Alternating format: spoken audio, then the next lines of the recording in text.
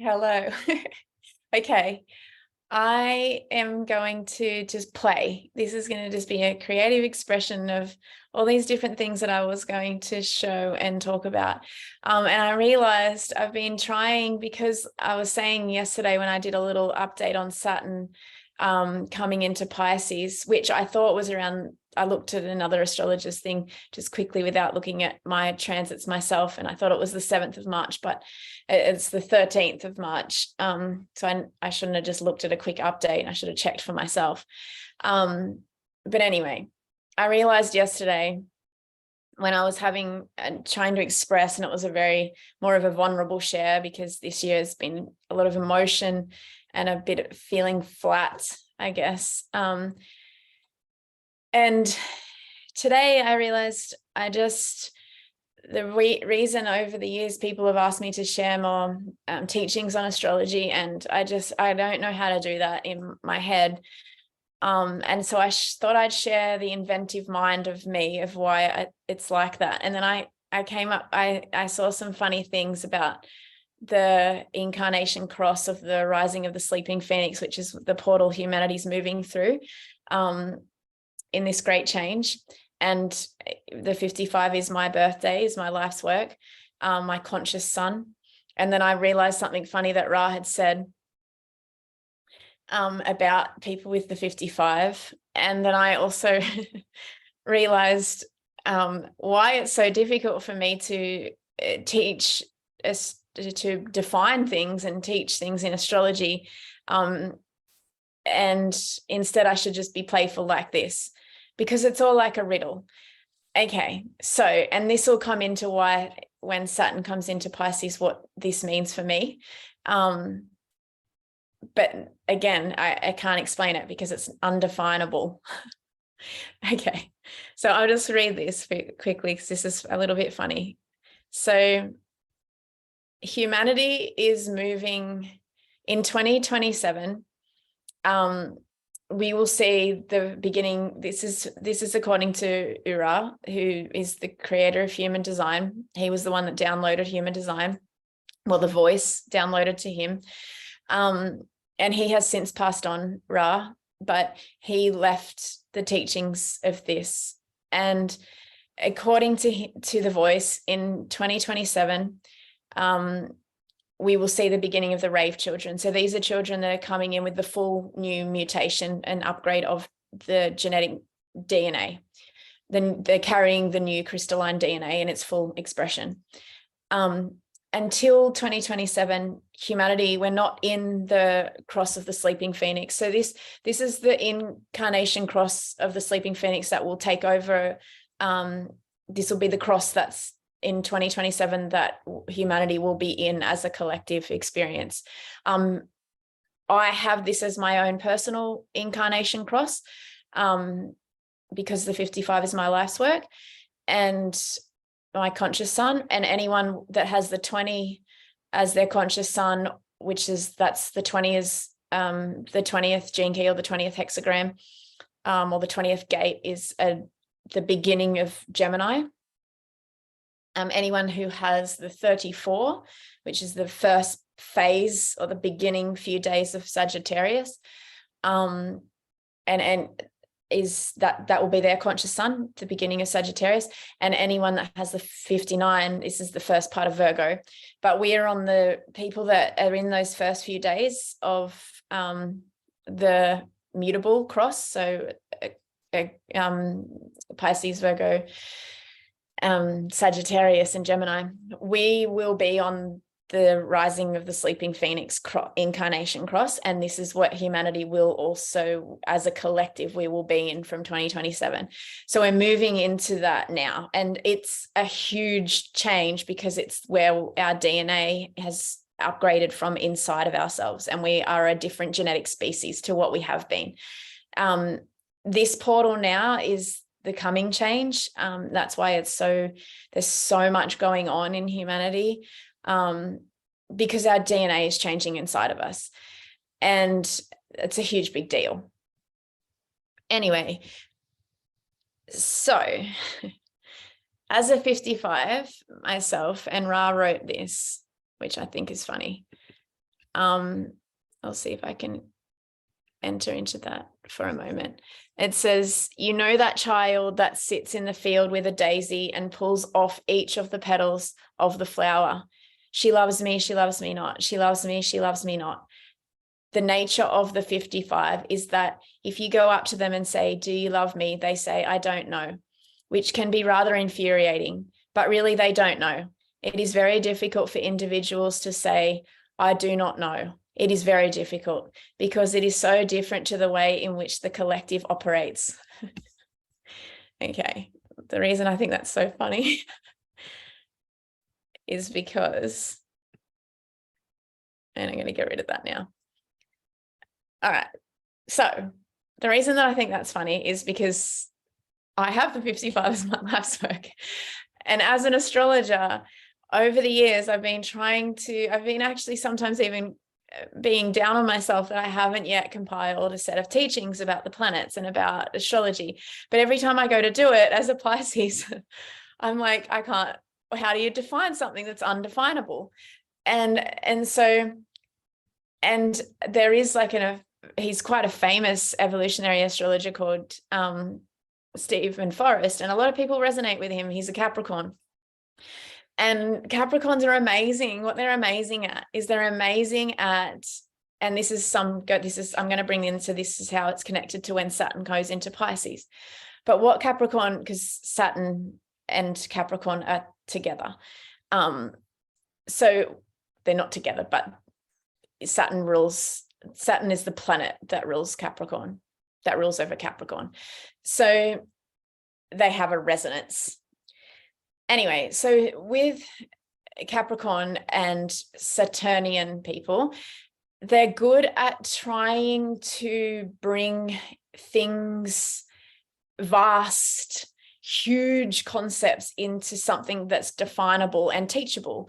So one of the higher expressions of Capricorn is the Bodhisattva, because Bodhisattvas were able to, so different to the Buddha who achieved enlightenment within himself, and he evolved into the pinnacle of the human experience and attained enlightenment whilst being in a human form. So he was the ultimate evolution expression of someone that mastered himself. Whereas Jesus is said to be more the involution from the celestial realm, involuting into the human form, and then still attaining enlightenment, but by transcending again, not really so much as the mastery in the human form, but a lot of yogic practices that transcended the form again. And that's more Pisces. So Jesus is connected there to Pisces, and the Buddha is connected to Taurus in that way, the highest expression of Taurus, because it's the self-mastery of the self. But the Capricorn energy can be connected to the Bodhisattva energy because they can teach, they can try to define the teachings of something that's so vast that's not really being able to be defined, and they can try to conceptualize it and bring it into some sort of definition that can be taught. But I'm not Capricorn. I don't have any Capricorn actually in my whole, I mean, we all have there because I've still got a 5th house, but I don't have any planets. I don't even have any asteroids. I have nothing, anything that is in that Capricorn energy. And so, I mean, I still have a Saturn, of course, placement. Mine's Libra. But I don't have that Saturn or Saturnian or Capricorn energy at all strong anywhere in my chart. And so bringing vast concepts into something definable is not what I do. And I don't want to do it because that's not me. Because for me, when I connect to the planets and I ask for guidance, which as an astrologer, I am looking at the person's chart, but I also am channeling in that way, that I've accepted that it's an art of channeling, because I intuitively set a lot of prayer rituals around the person that I'm doing a reading for. And I ask for guidance to show what needs to be said. And I pray that that's in alignment to higher truth and wisdom. And I do that for myself, and I do that for the other individual every single time I'm about to do something. And so when I've been downloaded or shown, I can't define a planet. I can't express what that means, because the planets themselves, when I get shown and tune into them, they're still expanding and evolving. So everything in our universe, our star, it's all moving. That's never stagnant. It's always evolving, and then it's destruct. So it's evolving to the ultimate point, and then it's destroyed, like it's destructing. Like this is like the Shiva Shakti that we've just been through, the experience of. So everything's evolving and ultimately expanding to that ultimate expansion, and then it's destructing and dying and then rebirthing again as a new expression, and everything's moving in our entire multiverse, and it's all growing and evolving continuously. So the stars are, and the planets are, and everything is. And so when I even tuned into, and I've actually in crystal dreaming with Rayam Richards, who's the creator of crystal dreaming, that modality. And when I was doing the training with him, I actually saw Jupiter as one of the very first glyphs that came in as the light codes. And I tune into Jupiter, and it's doing the same as when I'm going back to the beginning of creation and trying to get a sense of what is God. And it's showing me it's everything and nothing all at once, but it's absolutely everything and nothing. And it's way more than you can possibly fathom in your mind. And when I tune into Jupiter, it was growing, and it was like, it's showing you like it's always a riddle and the cosmic joke, because it's showing you it's expanding and it's growing, and try and define me even if you can. Try to label me if you dare, because I can't be defined or labeled. I'm not definable, there is no label. And when Ra wrote that about the 55, that it's annoying, I guess, because someone wants the 55, do you love me? Do you love me not? And they're like, I don't know. And then it's not how the collective operates. More and more now, I want to express this, because hopefully someone can learn something in some way, maybe. Not that I'm an authority on any of this, but as an astrologer who has been practicing astrology actively for over a decade, like spending, even Ben will agree with me, my partner, that I'm like living and breathing it every single day. I'm thinking of it every single moment. And that's been for dedication for a decade, but it's been lifetimes and lifetimes and lifetimes. And when I laugh about that cosmic joke, but I realize I understand some of these things, because we are going into the cross of the sleeping phoenix. It's already moving and mutating within me, and it has been for quite a while, and I can tune into it and know what it's going to be like. And I feel like those things that I wanted to show today are examples of that riddle, because more and more now, so when Saturn moves into Pisces, the 13th of March, around then, where it's again coming to this story that I just said, Saturn's connected to Capricorn. Capricorn's trying to define something. Capricorn, and so Saturn is said to be the Lord of Karma, the Lord of the timekeeper. It's the limitation, but it's trying to bring something into definition. And then Pisces is the illusion. Pisces is beyond being able to be defined. It's the undefinable. It's the mystic. It's the spiritual concepts that are too vast to try to confine. And whereas this could be the constructs of how society views reality, when it's going into Pisces, we're going to go further and further into the illusion and realize that the illusion is beyond being able to be understood, but we're going to get a realization that we're very much in the illusion. And one of my beautiful friends, Joya, who has the same birthday as me, was having an experience. This is her experience, so I'm not going to share too much of it, but she was like in the illusion, or trying to meet what we could label as God, but God's not a label. It's not, definitely not what organized religion said as a man that's like got an identity that sits in the clouds. He's just a fractal of light and love, or she's a fractal. It's everything unspoken. It's everything beyond what we can conceptualize. But trying to chase that is like not chaseable, because we can't meet, like there's so much in the matrix that it's hard to even chase where it began or end, other than seeing the overall end result of it's everything and nothing, and it's love and it's light on a level that we can't even understand in our human form. And so when Pisces meets with Saturn, what is that going to look like? Well, on the unconscious levels, Pisces is the collective unconscious. So it's sort of like the collective karma is somehow resolving itself in a way that can't be seen, in a way that we just know, and there's like a feeling that karma is being resolved without being able to see it materialize as there's the karma being played out, because we can't chase the tail of where the karma began or started. People are even trying to define karma in their lifetime, and they want immediate results of karma. So if someone's done wrong by them, which they think someone done wrong by them without seeing the whole picture, they're trying to see the karma playing out directly in the equivalent of and the outcome of exactly the same outcome of what the other person's done to them play out immediately in time. And they want the constraints of time to show that.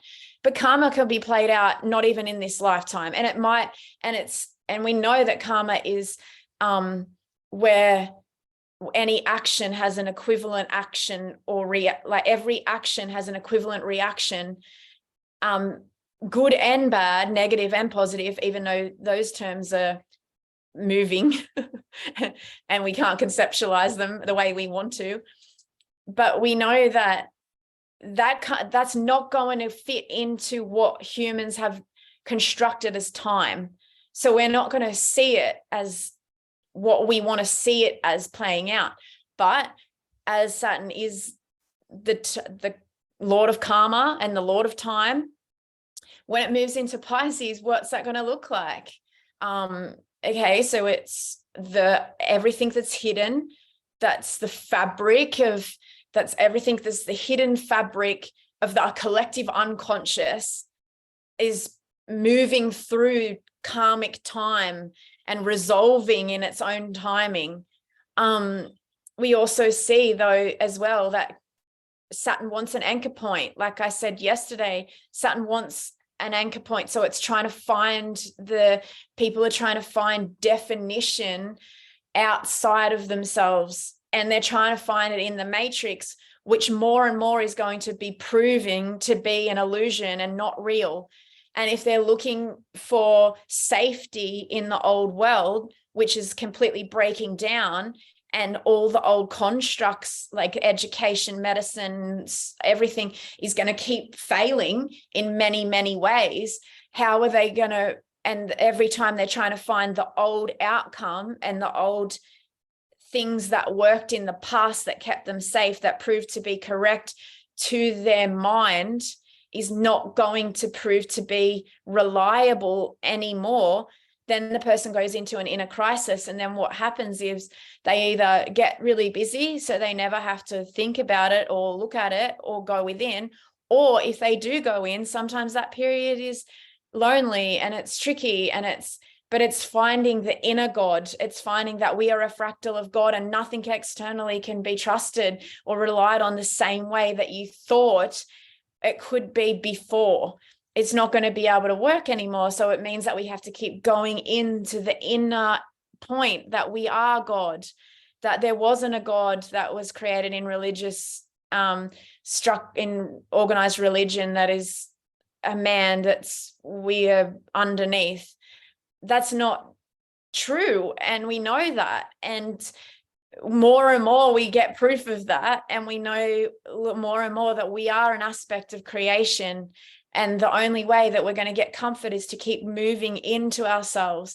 And that seems to the ego to be terrifying, because the ego has to keep breaking down and breaking down and breaking down in order to keep going. We're actually less of what we thought we were before, which is damaging to the ego. But to the real ego, instead of the false ego, it's actually reassuring, because we're more than what we thought we were ever before. We are God. We're a fractal of God. We're an aspect of purity and divinity and love and all the Siddhic states, the highest expressions. We're all of them rolled together. And we're also everything. And we're also in what we thought we were that brought us recognition or an identity before. We're none of that. And spiritual people that have been on this spiritual path for a while already know that, but it's even more like a depth of that. It's another layer of depth. And then in 2024, early in 2024, we will move, Pluto will go into Aquarius, and then that will be another exciting thing, because I like Aquarius as well, because I've got Aquarius. I am a Pisces sun, Pisces Mars, but I've got South Node and Venus and Mercury in Aquarius, and I understand this one too, and I'm excited for that. It's another step where something like Pluto, which is big, is going to come out of Capricorn, and it's going to and things are moving out of Capricorn more and more. So, and Capricorn defines things, and now we're moving into less definition, more uncertainty and more unchange, but a more instability of things from the old world, and more into higher and higher like threads of this mutation that we're going to, which is ultimately bringing us into that that freedom. So this is the 13th of March, 00 degrees Pisces, Saturn. I happened to just pick a time and it went right up on the midheaven, but that's based on time. But yes, this is Saturn in Pisces, 00 degrees. So yes, I thought I would share, and we can't force any of this. This is the other thing, as this mutation's beginning to keep happening inside of us, and the mutation cross of the sleeping phoenix won't really kick in until 2027, but it's all building there, especially for people that have this incarnation cross within them, in their personal, even though it's everyone, but people who have it in their personal profile as well are going through this change already. They're feeling it in happening. And the 34, the shadow is force, and that's the unconscious part of the 55 sun so the 55 is my conscious sun, the 34 is my unconscious sun. And even just with that across, the 34's force, nothing of this can be forced. This is just happening. This is happening, and we're allowing it to happen. And this is happening, and we're allowing it to happen. And if the more tighter we hold on to the force or to the definition, the harder it becomes, because it's going to be painful when we're holding on to resisting the change and trying to force the non-change. So the openness of allowing everything to come and break down is where the grace comes. That's where we can trust that there is an evolutionary, involutionary process happening now, where the divine realms are moving in our humanness, and we've got to hold them. Like, we've always been divine, but we weren't in that phase of humanity to hold that. And now we're preparing ourselves to lift, and the change is painful and chaotic, because we're mutating ourselves upwards in order for the divinity of grace to move and involute into us. The spirit is involuting, it's descending down into us more and more and more. And the way that happens is by opening to it. And that's the abundance of the 55. It's opening to it, accepting it, allowing yourself to bring that grace within and that divinity within you, and allowing that and trusting that process of what it's going to, even if it doesn't look like anything from the old world that we thought was real, it's going to look different. And we just allow it to move in on us and trust that it's the best, most exciting thing that can ever happen for humanity, even though the birthing of that is painful and chaotic and messy and depressing at times. And nothing can stop this mutation. That's why it's so awesome. Okay.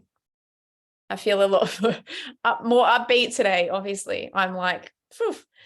I don't have the 39 for any people that know the channels. I don't have the 39 with the 55, but my series is there. Apparently Ra got told from the voice that the asteroids, the goddesses and the asteroids aren't included into the profile, but into the channels. But there's other people that are astrologers that say that they are, and they definitely influence it. For me, lately, I would say I could definitely, with this mutation that I know is happening in many ways, I'm really aware of the upgrades that happen.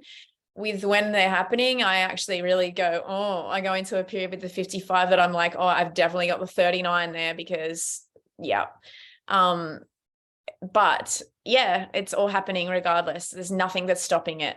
There's nothing that can stop it. There's no force, negative force, that is going to be able to stop the descending of the divinity. Unless people keep moving away from the light and